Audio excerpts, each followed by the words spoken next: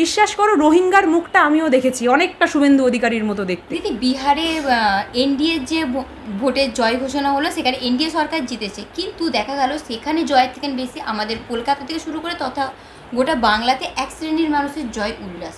কি বলবো? দেখুন, বিষয়টা হচ্ছে নিজেদের তো জয়ের আর কিছুই নেই, নিজেরা তো বরাবরই ফেল করে এসছে। এবার অন্য কেউ যদি একটু 1-2% পাচ করে থাকে, তাই সেই ক্ষেত্র নিয়ে একটু উল্লাস করছে। আসলে কি বিষয়টা তোমাদেরকেও একটু বুঝতে হবে, তোমরা এতটা অমানবিক কেন হয়ে যাচ্ছ বলো তো? তারা এতদিন ধরে, যারা বেঙ্গল পলিটিক্সে অর্থাৎ ওয়েস্ট বেঙ্গল বিজেপির কথা আমি বলছি, এতদিন ধরে যে আবিরটা স্টক করে রেখেছিল, সেই আবিরটা কি তোমরা একদমই বের করে একটু খেলতে দেবে না? তোমাদের এত অসুবিধা হচ্ছে বলো তো? আমরা সেই ক্ষেত্রে আমাদের কিন্তু মন ভীষণ উদার, আমরা বরাবরই সকলকে সেই জায়গাটা দিয়ে এসেছি। তারা যদি অন্য কারোর সন্তান হয়েছে বলে সেই উল্লাসে মারতে চায়, তাহলে তাদেরকে মারতে দাও। এবং সেই ক্ষেত্রটা আমরাও দেখলাম, ঠিক আমার বাড়ির সামনে থেকে গুনে গুনে হবে 25 জন হেঁটে হেঁটে আবির ছড়িয়ে ছড়িয়ে রীতিমতো নাচতে নাচতে ওই ভারত কা বাচ্চা বাচ্চা ওই গানটা করতে করতে গেল। এবার বিষয়টা হচ্ছে, সেখানেও যদি তুমি বাধা দিতে যাও, তাহলে তো তারা মানসিকভাবে আরেকটু বেশি ডিপ্রেসড হয়ে পড়বে। এবার দেখো, আজকের দিনে দাঁড়িয়ে ডিপ্রেশনের মতো যে ইস্যুটার সাথে আমরা সকলে লড়াই করছি, সেই বিষয়তে সেই শ্রেণীর মধ্যে বিজেপির এত সংখ্যক লোকজন আস্তে আস্তে ঢুকে যাচ্ছে, সেটা তো আমরা বাস্তবে হতে দিতে চাই না। এবং তাই জন্যই তোমাকেও বুঝতে হবে যে 2026-এর পরবর্তীতে রাঁচির পাগলাগারদে কত সংখ্যক জায়গা রয়েছে। কারণ আজকের দিনে দাঁড়িয়ে তোমরা যে প্রশ্নগুলো করছো, সেটার যদি স্পষ্ট ভাষায় উত্তর আমরা দিতে শুরু করে দিই, তোমাদেরকে বুঝতে হবে রাঁচিতে যেই পাগলাগারদে যেই কটা সেলের সংখ্যা রয়েছে, সেই সংখ্যাটা কিন্তু অনেকটাই ছাপিয়ে যাবে আজকের দিনে দাঁড়িয়ে বাংলার বুকে যে কটা বিজেপি কর্মীরা রয়েছে সেই সংখ্যায়। তো সেইখানে আমাদেরকেও তো একটু বুঝতে হবে, যাতে শুভেন্দু অধিকারী এবং যারা কিছু স্পেশাল কেসেসগুলো রয়েছে, তারা খুব সুন্দরভাবে রাঁচিতে পাগলাগারদে সেই জায়গাটা পেতে পারে। এবং সেই জন্যই আমরা দেখতে চাইছি যে বাকিরা একটু উল্লাসে মাতছে, তাদেরকে না হয় আমরা মারতে দিচ্ছি, এইটুকুনিই যা। এবং দিদি, আমরা যেটা আর কি দেখতে পাচ্ছি যে বিজেপির বিভিন্ন নেতা নেতৃত্ব থেকে শুরু করে কর্মী সমর্থক সকলেই কিন্তু এই কথা বলছে, বিহারে আমরা যা দেখেছি বাংলাতেও তাই দেখতে পারবো। একেবারে তারা 100% গ্যারেন্টি নিয়ে এই কথা বলছে। কি বলবো? এটার উত্তর একটাই, আমার মাটি সইবে না, ইউপি বিহার হইবে না, বাংলা আমার বাংলা রবে, বন্ধু আবার খেলা হবে। আর একটা জিনিসই আমরা বলতে পারি যে 2026-এর খেলাটা তুমিও অপেক্ষা করছো, আমিও অপেক্ষা করছি, এটা কিন্তু ওয়ার্ল্ড কাপ। তাই এই ওয়ার্ল্ড কাপের খেলাতে আবারও ইন্ডিয়াই জিতবে, এইটুকুনি নিজেদের মাথায় যারা বিরোধী তরফ থেকে রয়েছে তারা একটু গেঁথে নিন। কারণ ওই যখন প্রি এক্সামিনেশনস চলে, তখন একটু তাদেরকে শ্বাস নেওয়ার জায়গা দিলেও যে ওয়ার্ল্ড কাপ ফাইনালে আমরা কেউই তাদেরকে শ্বাস নেওয়ার জায়গা দেব না। অর্থাৎ ইন্ডিয়ার কাছে আবারও পাকিস্তান হারবে, এবং সেখানে পাকিস্তানের বুকে যদি ওই দুটো টিভি ভাঙচুর হয়, সেই দায়িত্বও কিন্তু আমরা নেব না। অর্থাৎ তাদের পারিবারিক দ্বন্দ্বটা কিন্তু একটা বড় কারণ হয়ে উঠবে এই 2026-এ আমাদের জয়ের পিছনে। আর আরেকটা জিনিস রয়েছে, এই বাংলার মাটি কোন জিনিসটা খায়, সেই জিনিসটা একটু তাদেরকে বুঝতে হবে। তারা বরাবরই ওই বিহার বা ইউপিতে যেই খেলাটা খেলে এসছে, তারা চেষ্টা করেছে যে বাংলার মাটিতেও তারা সেই খেলা খেলবে। কিন্তু আমি বরাবরই একটা কথা বলে এসেছি, আমার এই বাংলার মাটি, এই বাংলার ভাষা কিন্তু প্রত্যেকটা মানুষের কাছে মাতৃসম। এবং সেই মায়ের গায়ে যারা যারা আঘাত দিয়ে এসছে, তাদেরকে এবার চিহ্নিত করে কিন্তু টেনে ছুঁড়ে ফেলবে এই বাংলার প্রত্যেকটা ব্যক্তি, প্রত্যেকটা সচেতন নাগরিকরা। এবং সেই জিনিসটা 2026-এর ইলেকশনে হতে চলেছে। তুমিও দেখবে, আমিও দেখব, তোমরাও সাক্ষী থাকবে, আমরাও সাক্ষী থাকব। আর আমরা আবারও দেখব যে কিভাবে ব্রিটিশের বুটচাটা দালালদেরকে টেনে হিচড়ে বাংলা থেকে অনেক দূরে ফেলে দেবে এই বাঙালি জাত। আবারও বাঙালি কথাটা কেন উল্লেখ করলাম, কারণ বাংলা ভাষায় তুমিও কথা বলো, বাংলা ভাষায় আমিও কথা বলি। বাংলা আমার কাছে মা, বাংলার এই মাটি এবং মায়ের জন্য মানুষেরা লড়াই করবে না? তোমরা নিজেরা ভেবে দেখো তো। এবং তাই জন্যেই মা, মাটি, মানুষ বরাবরই মাঠে ময়দানে নেমেছে। তারা বরাবরই এই লড়াইয়ের মধ্যে অংশীদারি, বা একটা বড় সংখ্যক অংশ তারা কিন্তু সেই জায়গা থেকে পালন করে এসছে। এবং 2026-এ আমরা আবারও দেখব। অর্থাৎ এই হৃদয়ের দফতরে মমতা বন্দ্যোপাধ্যায় বিরাজমান ছিল, 2026-এ আবারও আমরা ওনাকেই দেখতে চলেছি। সেটা শুধুই মাত্র সময়ের অপেক্ষা। বিহারের মানুষ উন্নয়নের বিরুদ্ধে ভোট দিয়েছে, উন্নয়ন চায় না, কিন্তু বাংলার মানুষ উন্নয়ন চায়, উন্নয়নের পক্ষেই ভোট দেয়। বিজেপি এখানে কিভাবে জিতবে? বিষয়টা তুমি তো উত্তরটা দিয়েই দিলে। বিহারের মানুষজনদেরকে খুব সুন্দরভাবে টুপিটা পরানো হয়েছে, যেই টুপিটা কিন্তু বাংলার মানুষ নিজেদের মাথায় পড়ে না, এবং তাই জন্যেই বাংলা বাকি সব রাজ্যের থেকে অনেকটাই আলাদা। এটা আমি বরাবরই বলেছি এবং সেই দৃশ্যটাই আমরা বরাবরই দেখেও এসেছি। তুমি যদি একটু হিসাব করে দেখো যে কিভাবে বিহার হোক বা ইউপি, প্রত্যেকটা জায়গাতেই যখন যখন ইলেকশন হয়েছে তাদের যেই স্ট্র্যাটেজিটা ছিল, অর্থাৎ বিজেপির যেই স্ট্র্যাটেজিটা ছিল, সেই স্ট্র্যাটেজি যতবারই তারা বেঙ্গল পলিটিক্সের ক্ষেত্রে ইমপ্লিমেন্ট করার চেষ্টা করেছে তারা কিন্তু বরাবরই মুখ থুবড়ে পড়েছে।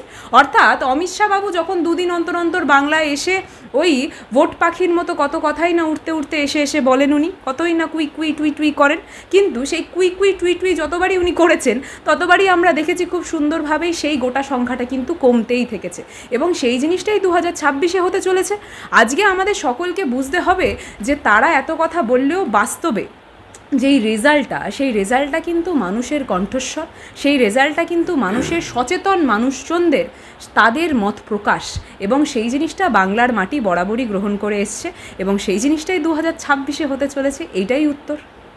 দিদি, এবার আসি এসআইআর প্রসঙ্গে। বিরোধী দলনেতা শুভেন্দু অধিকারী তিনি বারংবার বলছেন যে তৃণমূল নাকি এই এসআইআর এর নাম করে মানুষকে তাতাচ্ছে বা ভয় দেখাচ্ছে, কি বলবেন? দেখুন, আমার কথাটা হচ্ছে এসআইআর প্রক্রিয়াটা তো একদম ছোট কিছু নয়, এটা আপনাকেও বুঝতে হবে, আমাকেও বুঝতে হবে। 2002-03 সালের কথাটা যে বারবার উল্লেখ করা হচ্ছে, 2002-03 সালের কথা যদি একটু আপনাদের সকলকে স্মরণ করিয়ে দিই, সেই জিনিসটা বা সেই সময়টা কিন্তু একদমই কম সময় ছিল না। অর্থাৎ 4 মাসের মধ্যে গোটা প্রক্রিয়া আমি কমপ্লিট করে দেবো, এই জিনিসটা স্বপ্নের থেকে বেশি কিছু নয়। কেন বলছি কথাটা? আপনাকে একটা উদাহরণ সমেত এই জিনিসটা একটু বোঝাতে হবে। আপনি যখন এক ক্লাস থেকে আরেক ক্লাসে ওঠেন, অর্থাৎ ধরো এক সেমিস্টার থেকে আরেক সেমিস্টারে আপনি উঠছেন, তখন একটা গোটা সেমিস্টারের সেই সিলেবাস কমপ্লিট করার জন্য একটা সময়, নির্ধারিত সময় থাকে। এবার হঠাৎ করে যেই 1 বছরের যে গোটা সিলেবাসটা কমপ্লিট করার জন্য রয়েছে, সেটা যদি আমি আপনাকে হঠাৎ করে বলি যে সেই গোটা সিলেবাসটা আপনাকে 3 মাসের মধ্যে কমপ্লিট করতে হবে, তার পরবর্তীতে আপনাকে পরীক্ষা দিতে হবে, আপনি করতে পারবেন তো? সেই জিনিসটা তো সম্ভব নয়। ঠিক সেই জিনিসটাই তারা চাইছে এই এসআইআরটা, অর্থাৎ এবছর যে এসআইআরের ইমপ্লিমেন্টেশনের উপর আমরা সকলে এতটা বিরোধিতা করছি, ঠিক এই কারণেই। কারণ কোনো একটা সন্তানের, কোনো একটা ইসিআইয়ের এই জিনিসটা সম্ভব নয় যে তারা গোটা 1 বছর বা 1.5 বছর বা 2 বছরের এই গোটা টানা প্রক্রিয়াটা 6 মাসের মধ্যে নামাবে। এবং সেই জন্যেই আমরা দেখতে পাচ্ছি যে বিহার ইলেকশানেও যেই ঘটনাটা ঘটলো, অর্থাৎ যেই টোটাল সংখ্যক ভোটার দেখানো হয়েছিল আগে, তার পরবর্তীতে যখন ভোট ক্যালকুলেশন হলো সেই সংখ্যাটা বেড়ে গেল। তাহলে সেই সংখ্যাটা যেটা বেড়ে আমাদের চোখের সামনে উঠে এলো, সেই সংখ্যাটা কাদেরকে নিয়ে কম্প্রাইজ হচ্ছে? ভূতদেরকে নিয়ে নাকি বাড়ির পোষ্যদেরকে নিয়ে, যাদেরকে তারা রেসিডেন্সিয়াল সার্টিফিকেট একসময় দিয়ে এসেছিল? এবার বুঝতে হবে, বাংলার মাটিতে মমতা বন্দ্যোপাধ্যায় আছেন, উনি নাগরিকদের অধিকার কোনোদিনই তাদের কাছ থেকে ছিনিয়ে নিতে দেবেন না। আজকে বিভিন্ন ক্ষেত্রে ওই যে অত্যন্ত অনেকের প্রিয় শুভেন্দু অধিকারী হাত তুলে নাচতে নাচতে কত কথাই না বলেন। উনি এই কথাও বলেছেন যে আপনি 200 টাকা, 500 টাকা, 800 টাকা দিয়ে যেই হিন্দুত্বের কার্ডটা রয়েছে সেটা কিনে নিন, তার পরবর্তীতে আপনার নাগরিকত্বের দায়িত্ব আমি কাঁধে নিলাম।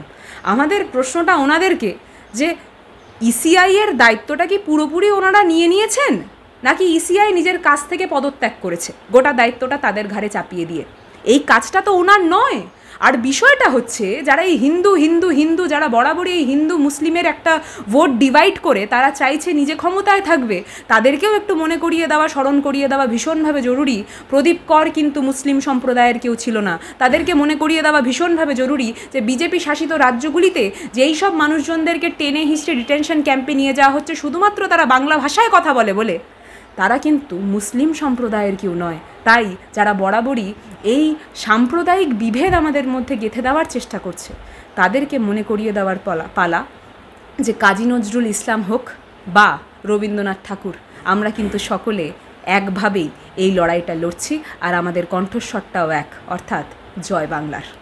দিদি, দেখা গেল কিছুদিন আগে দিল্লিতে মর্মান্তিক দুর্ঘটনা ঘটেছে এবং যে বিস্ফোরণ হয়েছে সেই বিস্ফোরণের ঠিক একদিন পরে শুভেন্দু অধিকারী তিনি বলছেন যে দিল্লিতে যে এরকম কিছু বিস্ফোরণ হবে বা তাকে ফোন করে থ্রেট দেওয়া হয়েছিল পাকিস্তান থেকে সরাসরি। কি বলবেন? বিষয়টা হচ্ছে যে আজকে শুভেন্দু অধিকারী নিজেকে যে এত বড় লেভেলের স্ট্রাকচারে নিয়ে যাওয়ার চেষ্টা করছে, সেই জিনিসটা কি জানো তো, ওই শুধুমাত্র একটা কাল্পনিক গল্পের মতোই। আর আমাদের কথাটা হচ্ছে, এই জিনিসটা আমরা জানি যে পাকিস্তান হোক বা এইসব রোহিঙ্গাদের সাথে তাদের একটা খুব সুন্দর কন্ট্যাক্ট রয়েছে। এই জিনিসটা আমরা কোথা থেকে বুঝলাম? এবার এই প্রশ্নটা তোমাদের মনে আসবে। তোমার ঠিক মনে পড়ছে যে কিভাবে কদিন আগে পাকিস্তানের এক বান্ডিল পতাকা উনি ব্যাগ থেকে বার করছিলেন? সেই জিনিসটা একটু আপনাদের সকলকে মনে করিয়ে দেওয়া দরকার। এবং এই জিনিসটা আমি আপনাদেরকে একটু প্রশ্ন করতে চাই, শুভেন্দু অধিকারীকে প্রশ্ন করতে চাই আপনাদের চ্যানেলের মাধ্যমে, যে যারা ওই পতাকাটা ওনাকে বিলি করে দিয়ে গেছিল তারাই কি ওনাকে ফোন করে থ্রেটটা দিচ্ছিলেন যে পতাকার টাকাটা এখনও আপনারা ডিপোজিট করেননি? আমাদের প্রশ্নটা হচ্ছে এইখানে। শুভেন্দু অধিকারী যাদেরকে রোহিঙ্গা বলে, বিশ্বাস করো রোহিঙ্গার মুখটা আমিও দেখেছি, অনেকটা শুভেন্দু অধিকারীর মতো দেখতে।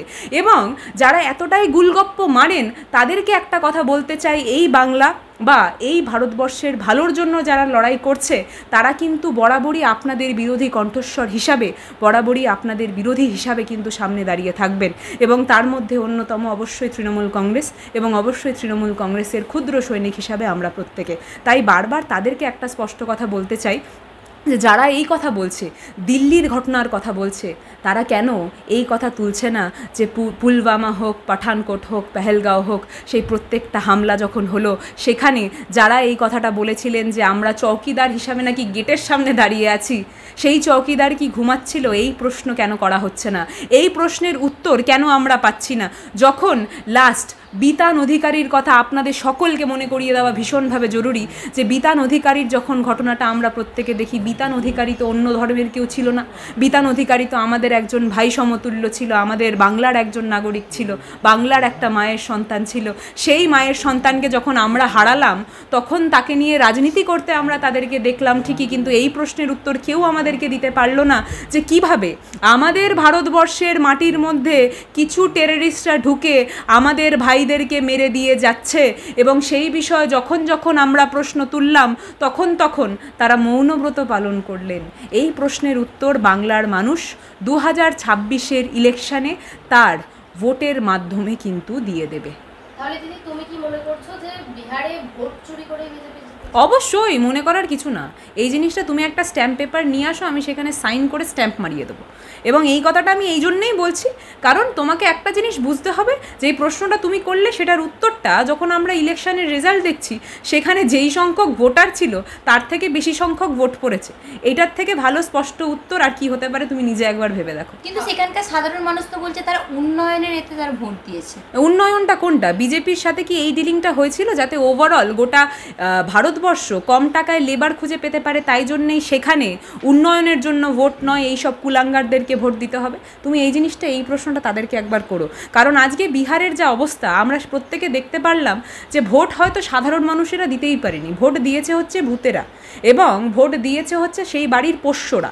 তাই আজকে আমাদেরকে বুঝতে হবে যে পোষ্যরা বা যদি ভূতেরা ভোট দেয় তাহলে নাগরিক অধিকার যে কোনোভাবেই সেই জায়গাটা পালিত হবে না, এটা তোমাকেও বুঝতে হবে, আমাকেও বুঝতে হবে। এবং সেই জিনিসটাই বিহার ইলেকশনে হলো, সেটা তুমিও দেখলে, আমিও দেখলাম, সাধারণ প্রত্যেকটা নাগরিক দেখলো। কিন্তু বাংলা যে यूपी बिहार নয়, তাই জন্যেই ওই यूपी बिहार लूट के आए हैं वो लोग, ज़रूर लूट के आए हैं उन लोगों को। আমরা একটা কথাই বলবো যে ওই জিনিসটা নিয়েই যাতে তারা খুশি থাকে, তারা যাতে আমাদের বঙ্গের দিকে চোখ না মানে চোখটা না রাখে, কারণ এই বঙ্গের মাটি তাদেরকে গ্রহণ করবে না, আমরা তাদেরকে গ্রহণ করব না।